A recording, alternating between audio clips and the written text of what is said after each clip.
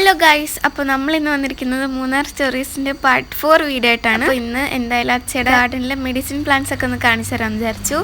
അമ്മയും അമ്മും പാടിയിലിരിപ്പുണ്ട് കേട്ടോ. ഇവിടെ ഇരുന്നാൽ നമുക്ക് റോഡിൽ പോകുന്ന വണ്ടിയൊക്കെ നല്ലതായിട്ട് കാണാം. ഇവിടെ മെഡിസിൻ പ്ലാന്റ്സും ഫ്രൂട്ട് പ്ലാന്റ്സും ഉണ്ട് കേട്ടോ. ഇത് ഫ്രൂട്ട് പ്ലാന്റ് ആണ്.